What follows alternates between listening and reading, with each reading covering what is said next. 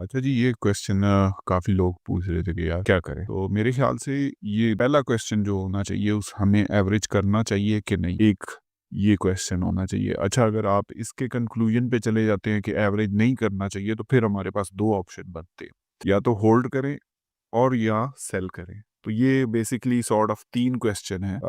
2 question नहीं है या 1 क्वेश्चन नहीं है कि हाँ यार, जो है स्टॉक उसको एवरेज करना है या सेल करना है। तो तीसरा ऑप्शन इसमें ये है कि आप उसको होल्ड भी कर सकते हैं। सो और ये डिपेंड किन चीज़ों पे करता है, कब करना है, ये चीज़ें हम देखेंगे आज। सबसे पहले तो इसमें आपका ऑब्जेक्टिव आ जाता है। अगर आपका ऑब्जेक्टिव एवरेज करने के लिहाज से अगर आपका ऑब्जेक्टिव शॉर्ट टर्म्स हैं, तो आप डेफ़िनिटली एवरेज नहीं करोगे। क्योंकि आप जब चल रहे होते हो, आप ट्रेडिंग के प्रोस्पेक्टिव से चल रहे होते हो, शॉर्ट टर्म में हो सकता है वो उतना रिकवर ना करे।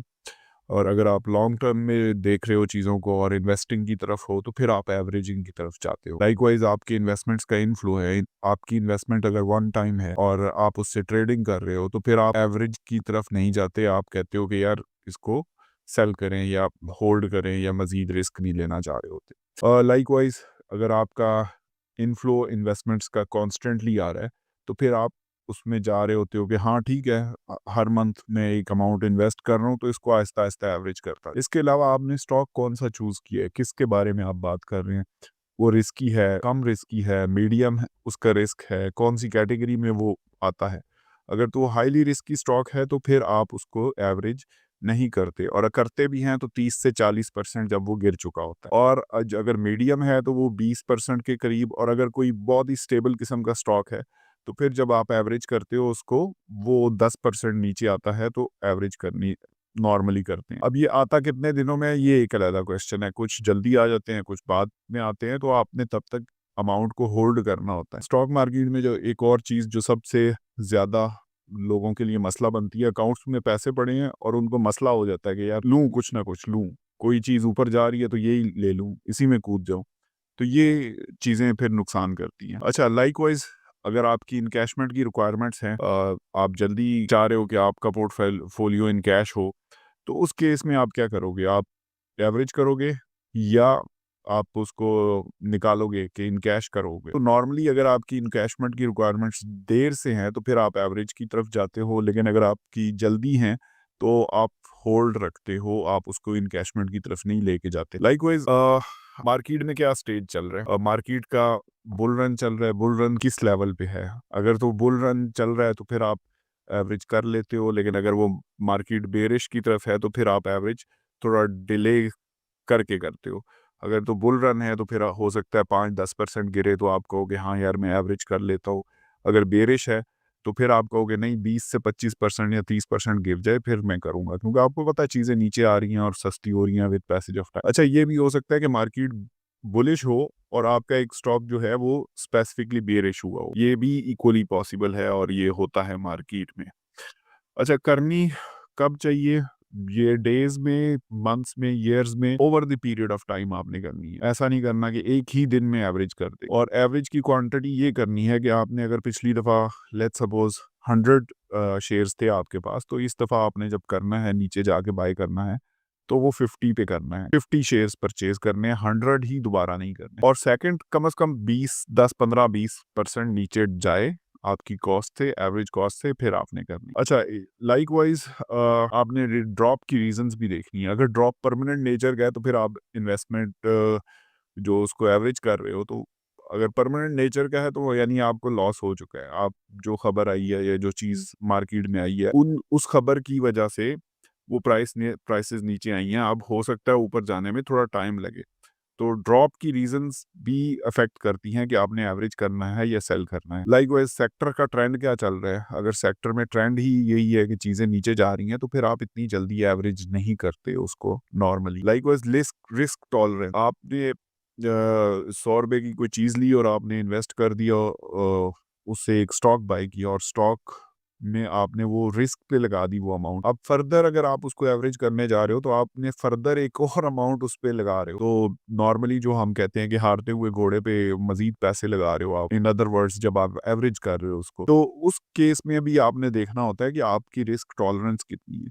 अगर आपकी रिस्क टॉलरेंस ही इतनी नहीं है तो हम रिकमेंड नहीं करते कि यार आप इन्वेस्टमेंट की और उसको एवरेज की तरफ जाओ। अच्छा जी, कुछ जर्नली चीज़ें जो नॉर्मली देखी जाती हैं और उनको लेके आगे चला जाता है, वो थोड़ी-सी डिस्कस कर लेंगे, उसके बाद फिर बाकी एक आपको मैट्रिक्स टाइप मैं शेयर कर देता हूँ, जो नॉर्मली हम लोग कंसीडर करते हैं इस तरह के डिसीजन लेने से पहले। चलें जी, when to average and when to exit, ये बेसिकली एक कंपैरिजन की रिक्वायरमेंट थी आप लोगों की। इसमें एक थर्ड ऑप्शन है कि व्हेन टू होल्ड। अगर आप एवरेज पहले आप हम चेक करेंगे कि एवरेज करना चाहिए या नहीं। अगर नहीं करना चाहिए तो फिर हमारे पास 2 ऑप्शन बचते हैं, होल्ड या एग्जिट। 3 ऑप्शन ये टोटली हम इवैल्यूएट करेंगे।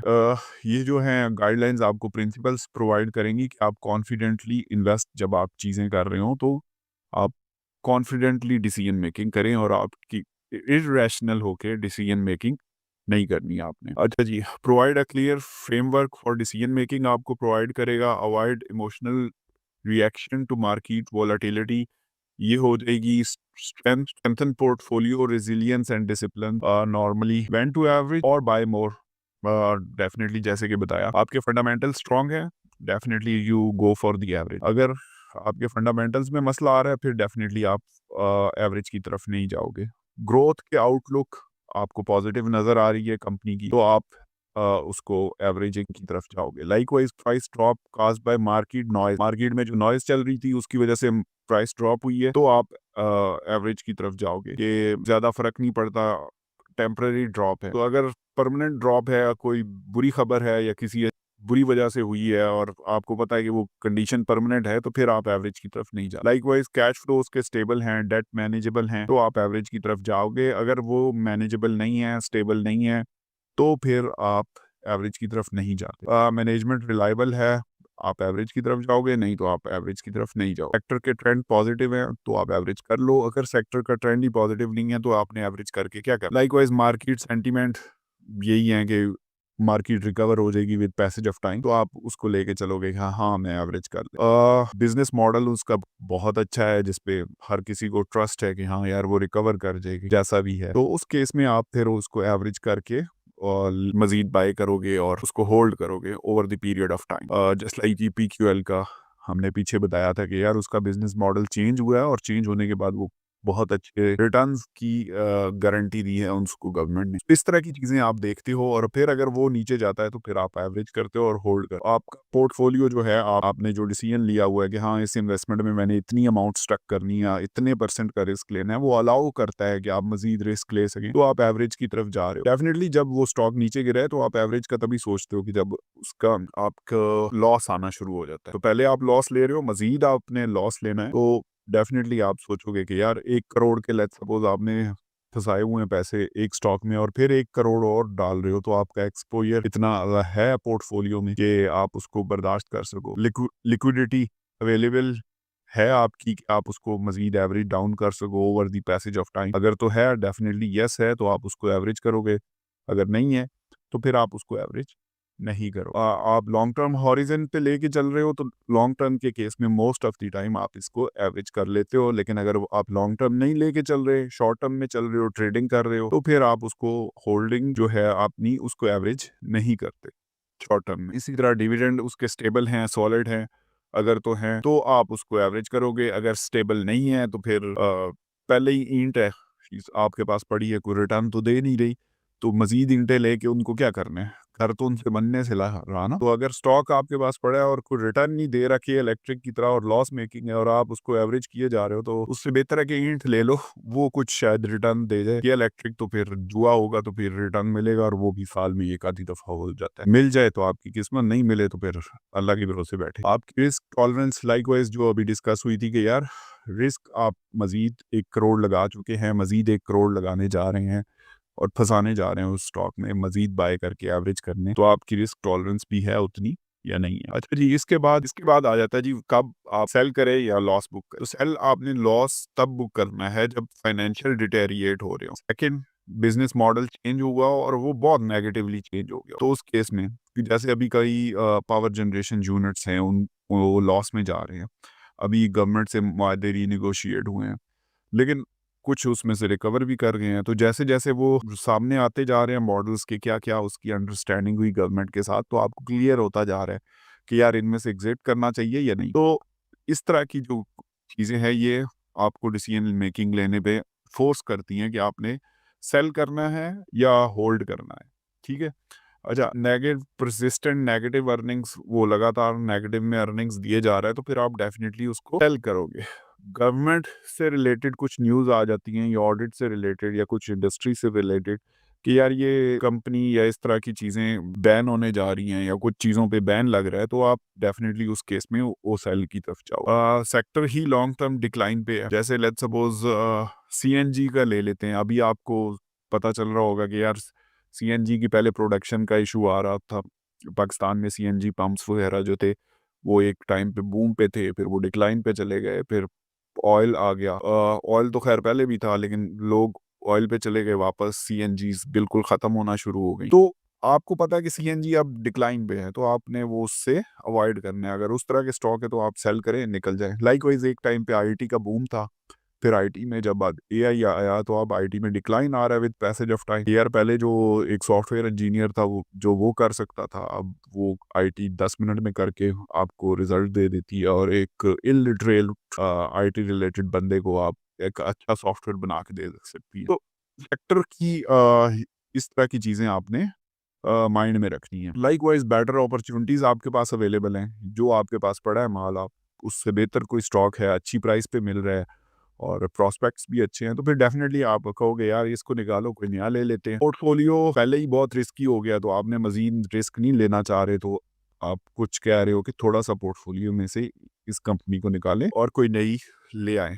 आपको पता है, या फिर आपको पता है कि यार मुझे बहुत जल्दी को पैसों की ज़रूरत पड़ जाएगी और हमें कैपिटल की रिक्वायरमेंट्स होंगी, और कैपिटल की रिक्वायरमेंट्स की वजह से हमें ये सेल करना पड़ जाएगा, तो फिर आप उस तरफ जाते हो कि हाँ यार इसको सेल करो और निकालो। अच्छा, अब टैक्स लॉसेस के बेनिफिट्स, अगर आप पहले कुछ चीज़ें सेल करके कैपिटल गेन ले चुके हो और अभी फिर अगर उन चीज़ों को आप सेल करने की तरफ जाते हो और लॉसेस हैं, तो आप कहते हो कि यार चलो ठीक है, कैपिटल गेन के अगेंस्ट कुछ ना कुछ एडजस्ट हो जाएंगे, मेरा आउटफ्लो होने से बच जाएगा।